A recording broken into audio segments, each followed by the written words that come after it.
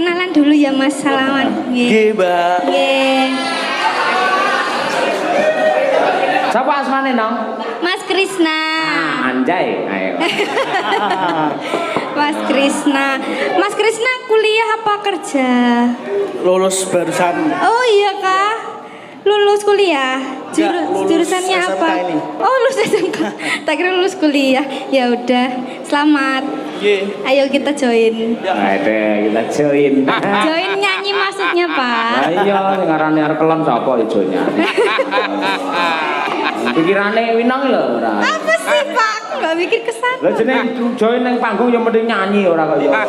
Apa sih? Ya Truk, saiki gemene wektu ngaturake panglipur sawetara kunjuk dumateng sedaya para lenggang tasik kepareng jenak pinarak. Ya, ya karo tirakatan bebarengan.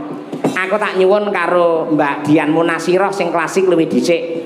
Karo nggih ngaso, nggih leren dhisik, mergo engko bar gara-gara ya gaspol meneh iki. Ha iya, upamane apa? Kula tak nyuwun jineman langkung rumiyin Mbak Dian Munasirah. Nah, coba kaya apa? Jineman apa? Kula nyuwun jineman mari kangen nggih nambani kangenipun kula sak kanca kalian warga masyarakat ing Bulusan mliginipun para panitia ing ngadipun pandegani kalian Bapak Suradi. Wah iya, monggo Mbak Dian Munasirah sampun dipun mandhap kalian Mas Gareng menika supados ngaturaken jineman mari kangen. Nah, nggih. Monggo, Mbak. Nyuwun sewu Pak Dalang. Dalem. Koreksi nggih menawi jineman menika mara kangen. Oh, mara kangen. Menawi mari kangen menika lagu nika lho Pak, sing pelok 6. Jebul kae to? Nggih. Oh, masyaallah. Lah iki lho pentinge magister seni nang kene iki lho. Dadi pamanene sing kleru yo kudu delekke ndak malah iku mblusuke wong pirang-pirang ngene iki. Terima kasih. Mara kangen ya. Nggih, Pak. Mara kangen. Nggih, terima kasih. Mergo iki karangane Mbah Mara. Kowe iki malah mblusuke meneh kowe ora. Kowe turu ae lho, omong wisane kleru ora senengane ora. Iya. Monggo mara kangen nggih. Lalu mangsa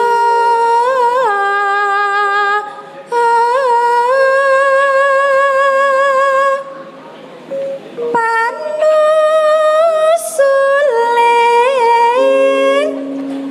makut makut makut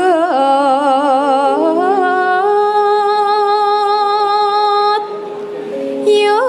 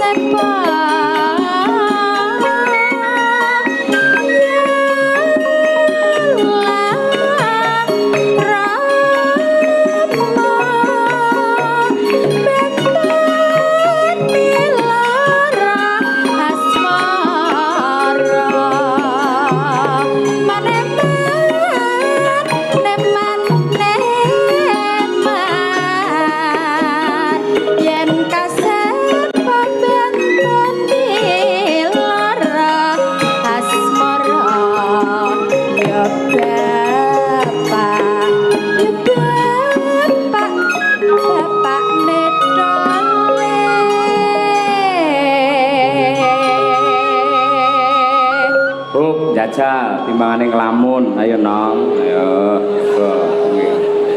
Ayo kowe. Kowe ketoke ragamu ning kene, atimu ra ning kene kowe ketoke. Ayo. Ayo atine ning Trenggalek. Ayo. Nawang sih. Nawangsih. Ya. Bojone Gandamana iki Nawangsih. Ya, Utawa Retna Wulan. Ayo. Kowe bar iki kudu aja turu lho, Nang. Engko tokoh Nawangsih metu bar iki engko. Kaya apa kridane? Ayo, nggih. Yo. Ngisar kara anak kemati ngaku jengkak lara-lara anake selali selali selali selali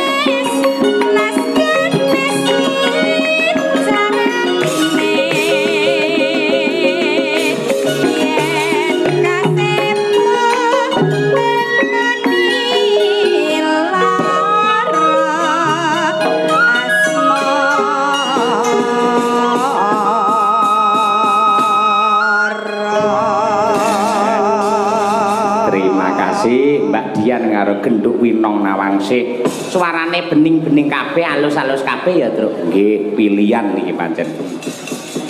Lah gandeng iki dalam rangka merti dusun utawa kaprahe diarani bersih desa nyuwun pelok barange, Mas.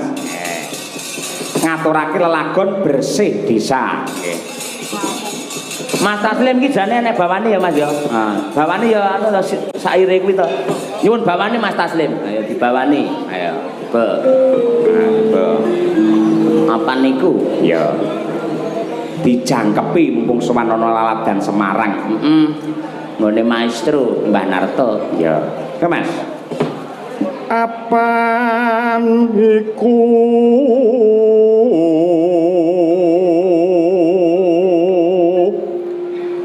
dadi kewajiban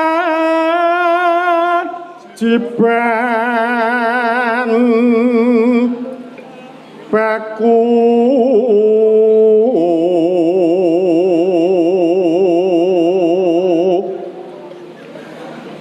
ayo bersih desa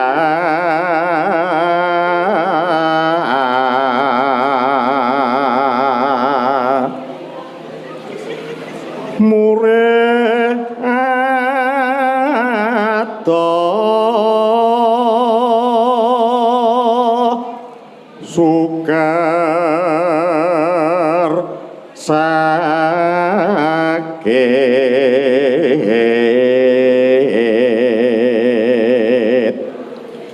gliak-gliak angdiaku mandang karya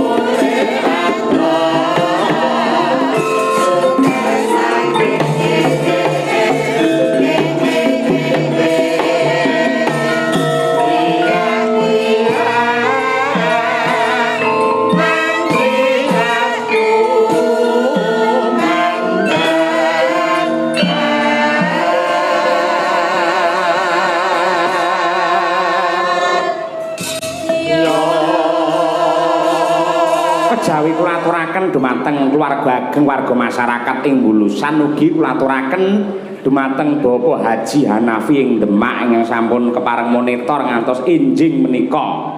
Ayat nggih.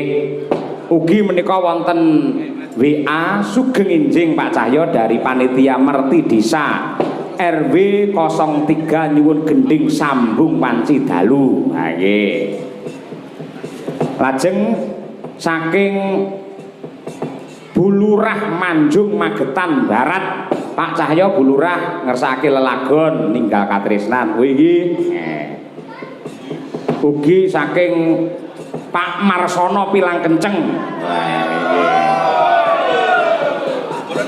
sugeng enjing Pak Dalang tasih monitor pun tadi channel ngantos tancep kayon request gending Simpang Limaria leres anak kula wau kang leres menika mara kangen mboten mari kangen Pak Dalang. Oh, terus-terusne anake deh. Wah iya nggih, guys. Makasih Mas Sablon. Ya. Aturke apa sih? Sambung Manci Dalu karyane Mbah Sukron. Sing biyen Mbah Sukron ya nate ngasta ana laladan Bulusan kene sarengan kalih Bapak Joko Warsito yen. Ah, nggih. Panjenengane ya kepareng titip salam ora iso tindak mergo sik ning Balikpapan Pak Joko Warsito. Ngono kuwi nggih. Sing nembang sapa? Coba tak nyuwun Mbak Tri Hastuti Retnowati. Ayo mumpung iki bengi iki panjenengan dadi bintange. Ayo nggih. Yo. Elek sak bawane malah lebih jos iki. Ya, Tik, langsung berdiri ya, Tik. Iki dipundhut karo panitia. Tuti arep nembang ketoke Birgita kaya kena virus langsuan ae. Wah, Kang Wahim. Niku kan saingan saya. Saingan ya? Nggih, nggih. Tapi saingan sehat ya, Bir ya. Iya. Saingan bab apa? Mboten, Pak. Kita saling sharing. Sakniki kan sinden Madangkaran niku kan kompak dalam segala hal, ngoten. Saling mengingatkan, terus memberi masukan-masukan, terus nggawe acara-acara sendiri, ngoten niku. Jadi kan kita tuh semakin kompak dan enak untuk berinteraksi gitu loh Pak Yoyo. Ya betul ning aku meling supirmu jeneng Mas Supra aja kok jaraki bojone nesu ora. Lapor karo aku. Pacinge Pak Dalang lagi nyupir sinden kula tak dolan dhewe. Aduh ciloko ya. Lah, itu belum seberapa loh. Hah? Itu belum seberapa loh. Lah iya aku mulo ngelekke ngono lho ora. Ya kan itu kan buat hiburan di jalan enggak apa-apa daripada capek toh Pak Yoyo. Gitu loh. Pancen ya Mas Supra asline santri bareng kumpul karo Tuti kaya digudo setan ya Mas. Ayo. Kandhane kula imbuh. Di pamane Dik sak bawane. Jess, sak menika penontonnya tesih kathah. Nggih panitia-panitia tesih kathah, sak menika Bapak Ibu yang di luar menika tesih tumplek-blek Pak Yoyo. Alhamdulillah. Aja. Ayo Dik, bawane Dik, dandang gulane Dik. Alon-alon ya Pak Yoyo. Bah, iya ya, Pak.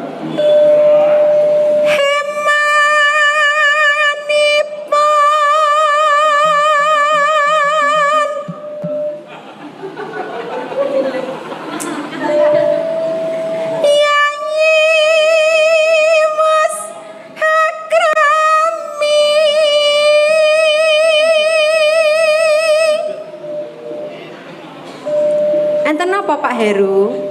Kok kasak kusuk enten apa Pak Heru? Kopi Pak Yoyo jebule. Iya. Kopi. Nggih. Biasane sinden iki siji ditinggal lompong, loro tinggal joget, melorot-melorot dhewe ra krasa. Ayo. Lah niku kula. Iya. Ora. Awakmu iki pas terus. Nano. Ayo. Itu nanti Pak Yoyo. Pertama itu bagus, nanti lama-lama itu meletre. Itu memang ciri khas saya seperti itu. Iya. Sabar nggih Pak Yoyo. Kekurangan itu lamun to digarap dengan kepedean malah jadi kelebihan nanti. Loh, saya tuh orangnya pede loh Pak Yoyo. Iya. Pede, ikhlas, baik hati, tulus, ketumplek-blek teng kula. Iya.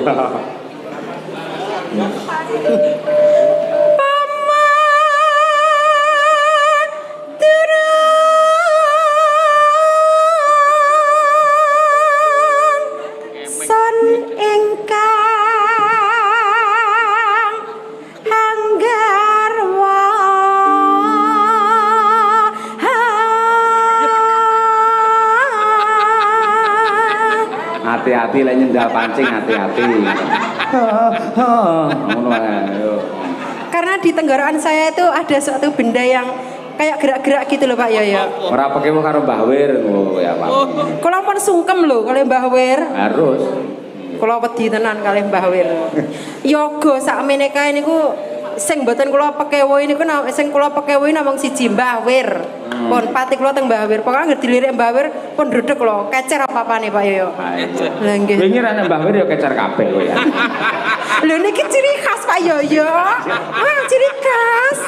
Iya ya. Poni Mas Kang. Lah tenang to Pak Yoyo. Pak Yoyo mari aja bicara terus. Ya wis meneh. Pak Yoyo diam. Ini kan panggung saya. Ciri khasnya wong wedok ngene iki angger salahne disalahne wong liya modele ngene iki. Mun ora. Mau meneng lho ngene iso salah mesti wong wedok ayo nggih. Bu gelar ya ngono. Kalau Pak bae selingkuh Pak ya ampun. Awas nganti kowe aneh-aneh. Aku meneng lho mesti dilokne ya. Men aku. Ning aku mesti krasa iku mesti arahi ning aku. Lah tenan. Iya ta ya. Hawanganya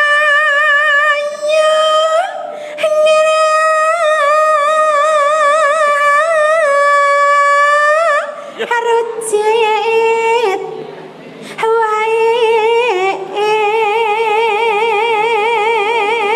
Kudune lak wae, dhek wae. Ayo. Wae. Randene Pakesah.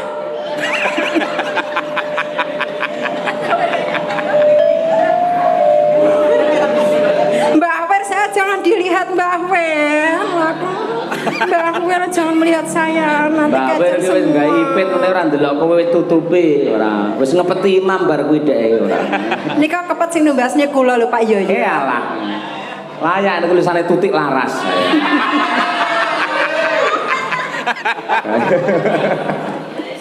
Haprandene apa kesal?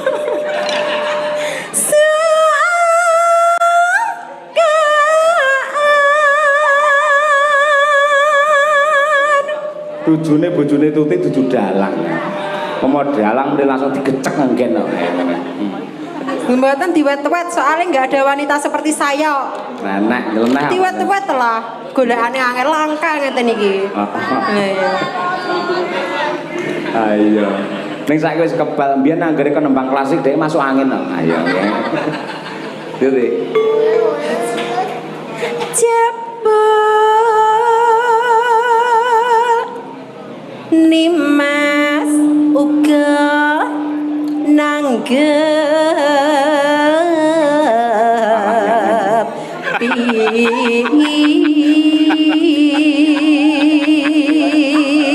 Parahyangan rek. Cibubur.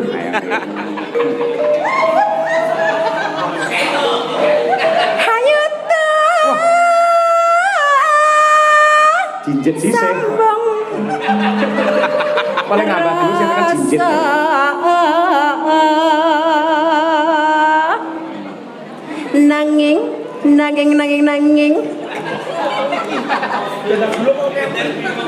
Nanging Pak Surati nanging wanci dalu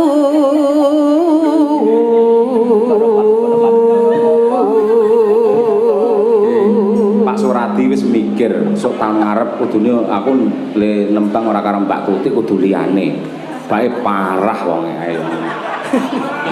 Lho niku nganu nggih wau pun kula keijaban jenten japane. Enong ya. Kakang kawah adi hari-harine Pak Surati sok tahun depan ngoten niku. Kakang karah. Piye Mas Taslim? Lho, yo gak apa-apa to Mas Dar ngopo to? Sampean ki. Ngopo? Tan ana ingkang ngrupeda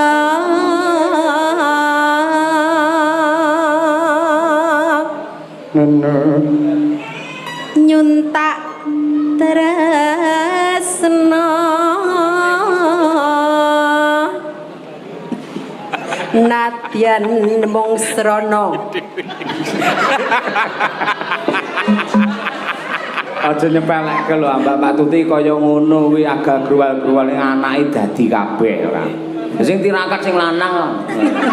Tuti apa ndayani apa-apa. Dhewe mek merojal-rojal tok. Justru doa seorang ibu itu yang manjur. Alah, Iya, budi, Pak. tembus di langit ayo ya. Aku yakin dudu dongamu sing lanang utut ngalahan manut, sing wedok piye meneng. Swarga punta dewa lah ning rabi karo sing jenenge bergasaan. Ayo. Kebiasaan. Orang ngono ta Pak ya ya. Ora. Ngene-ngene ya ndayani. Bergasaan wis tobat maksudnya. Sapa to? Sapa to? Sapa sing ora kedanan karo aku? Sapa yoga-yoga teko ana sing tak paringi sapa? Sapa? Mang teko siji-siji yogane sampean sing tau tak paringi sapa? Lah ya rasa kok takoki ngono kuwi aneh. Ngono kuwi yoga sak ret ngene salah siji sing aku mbiyen kok iso ngono piye ya. Terus lah kok nganti pirang-pirang sasi ya ya. Ngoten niku terus sesukno ra mangkat. Arep metu. Apa? Mboten maksudnya Pak Yoyo. Iya. Pak Iji ya.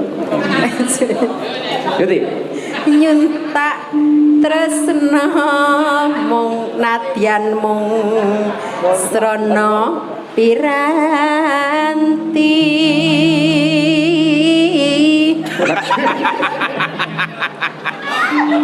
Nonane ayo.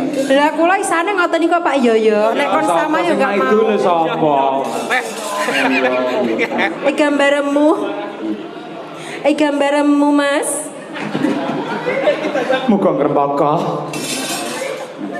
Gambaremu. Iya ya. Oke.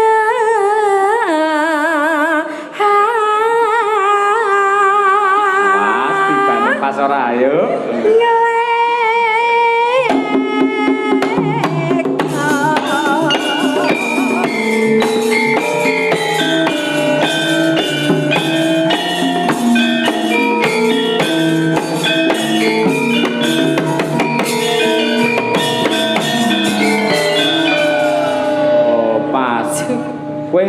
Kowe iki energimu iso ngrusaki wong sak rombongan ya, Dik. Lho, sapa to, Pak? Aktif banget kowe. Sapa to, Pak Yoyo? Sing ora tak rusak sak rombongan iki sapa?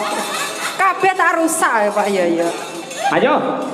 Kok sik to, Pak Yoyo? Aku to sing nyekel mik aku kok. Di sini yang punya panggung aku. Mang takon Pak Suradi to ora percaya. Lah mikku kok ya. Sing gedhe pangapuramu Kang Mas pepujanku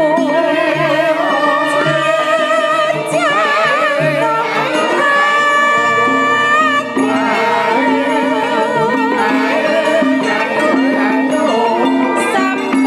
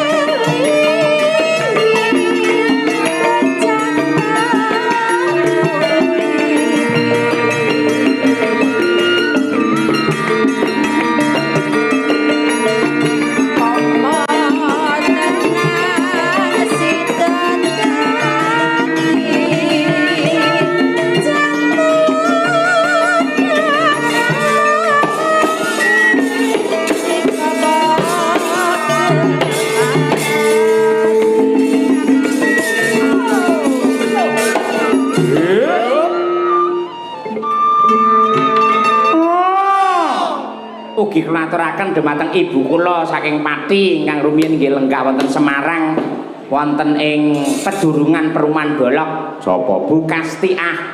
Ben bengi saben awe dhewe live streaming mesti ya mesti mirsani. Ngopo? Live streaming. Ya. Mesti nganti sak rampunge aku tancep kayon langsung di WA, selamat istirahat anakku. Ya. Kuwi ibune kancaku mbiyen plekku ya kuwi Mas Ari Bodro Setiawan. Angger kangen karo putrane mesti mirsani awake dhewe. Ya. Sehat panjang umur Bu Kastiah, sugeng laras. Menika ingkang nembang nggih Sang Bathari Permuni. Mendah baya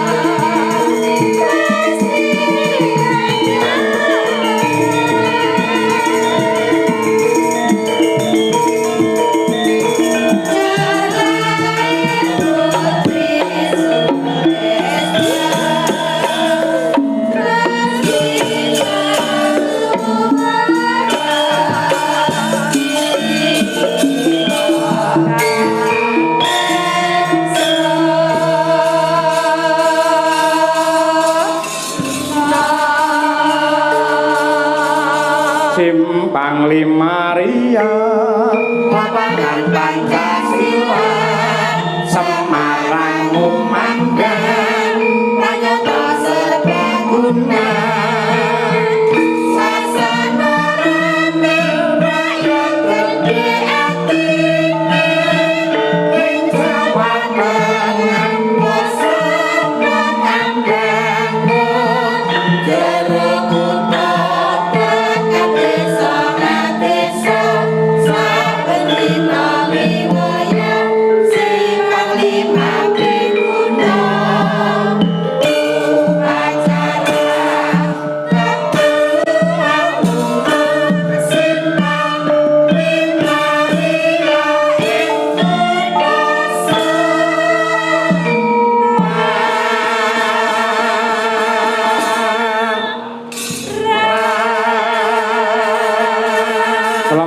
warahmatullahi wabarakatuh.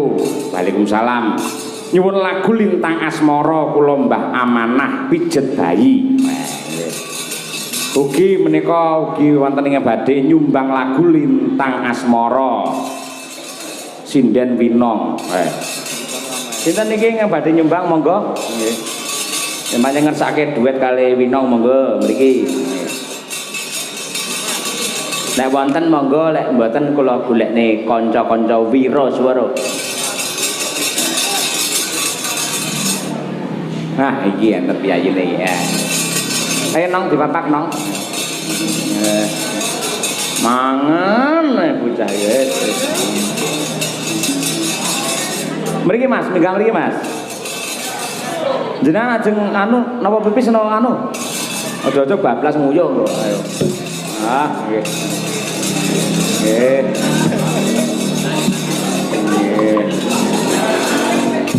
Keng dalu Mas, asmane sinten? Krishna kula. Krishna. Nggih. Kowe Pastor Wikromo berarti. Pundi daleme Mas Krishna? RW 3. RW 3. Nggih. Oh, nggih. Oh, anake Pak RW. Nggih. RW ini jenengan dadi anake Pak RW Pak judulne niki Roro Winong RW niki Pak. Aku karo kowe golek-golekne lho ben judul lho nong, ora enggak mau enggak suka gelang. Ya jumeneng karo putrane Pak RW karo Mas Krishna. Radi mriki mboten jeblok kok mboten mriki. Mboten apa-apa nggih. Anu Karang Taruna nggih Mas nggih. Karang Taruna ten mriki. Nggih, tapi teng RT. Teng RT, Pak. King RT. Oh nggih luar biasa. Jumeneng aku. Oh iya. Mas siapa tadi namanya?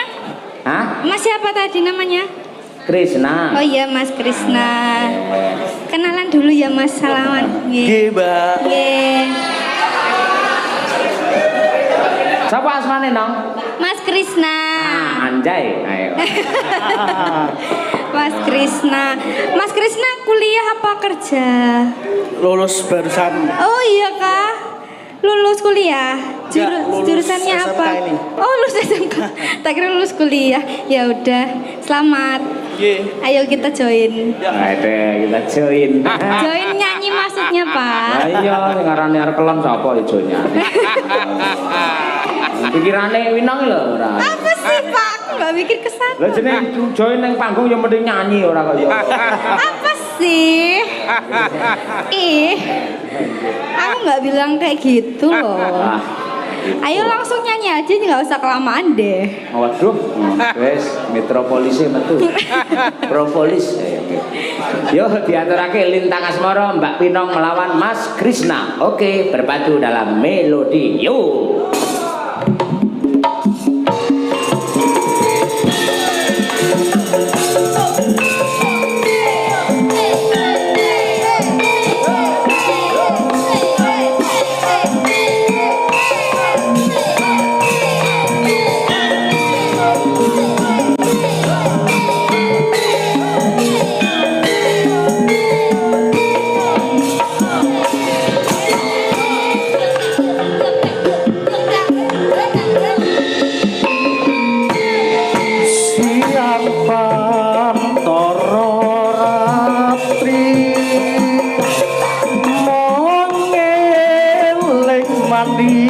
sing ati setiapku bisa anduweni marang sang Yasulati wasik rasa kangen kang ngimputi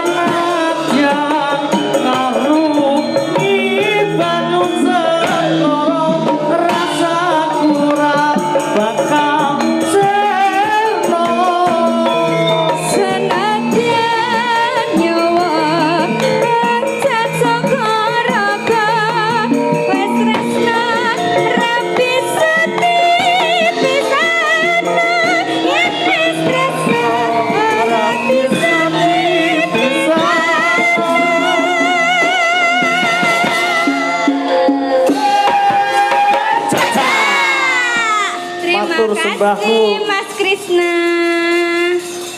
Oh, apa ini? Ya Allah, apa ini ya? Ini apa loh? Dari Mas Krisna ya itu ya. Iya. Ini Satu kali lagi ya Pak. Waduh. oh, Mas, satu kali lagi. Kita Mas Krisna seneng karaoke. Boleh satu kali lagi yang Iya, terakhir. ini sindennya tetap Wino apa mau ganti? Mbak Winong aja. Ah, Iki Sakinah Mawaddah Warahmah. Pak jangan gitu lah. Aduh. Aduh. Apa lagune Mas Kris? Apa? Pujang ningsih Pak. Janing sih. Oh iya. Oh, Ci. Bukan, Pak, itu bukan. Iya. Bukan yang itu ya, Pak. Nggih. Ya ampun. Nggih. Yang itu loh, tahu ya?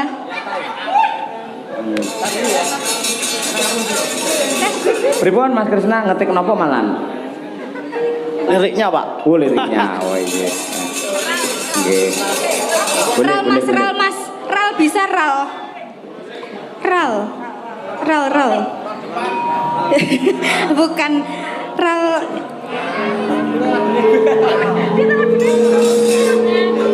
Oh ya.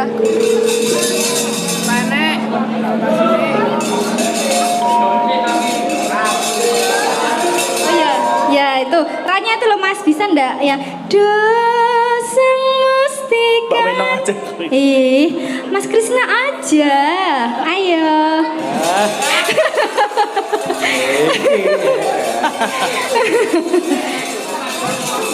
Ayo Mas Krisna, ayo cepat.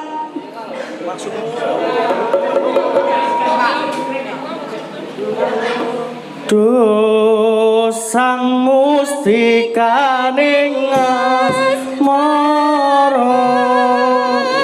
sun kayung yung mengandika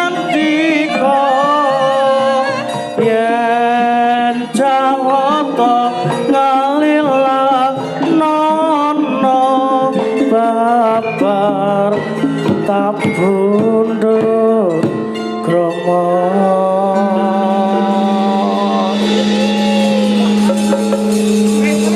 Pripun aman? Aman. Aman. Oke, yo. Hujan ningsih. Yuk.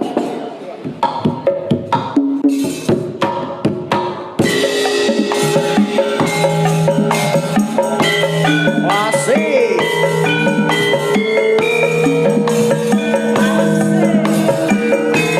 New Madangkara.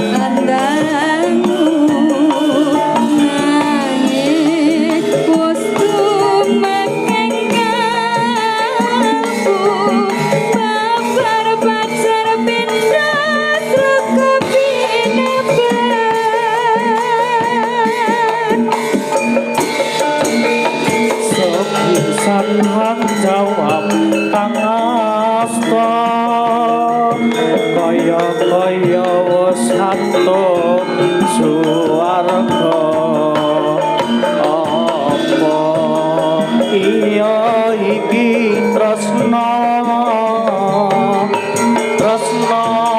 kang sanyata.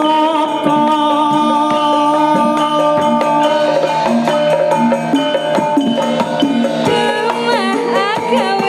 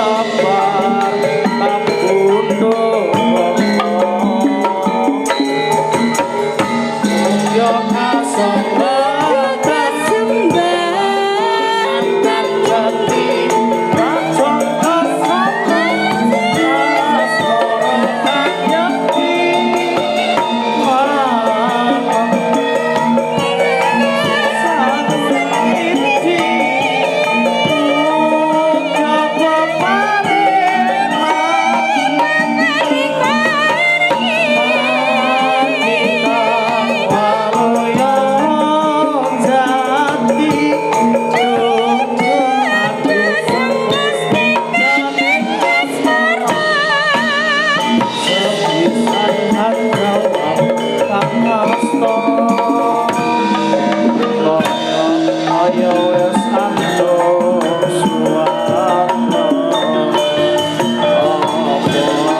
apa iya iki tresna tresna kang sanyata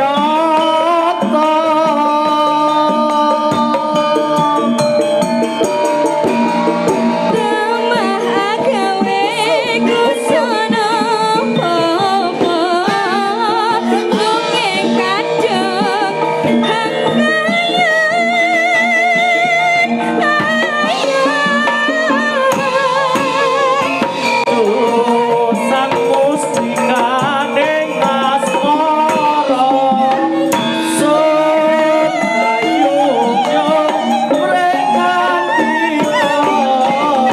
yen jawata ngalilakono babar tabundo romo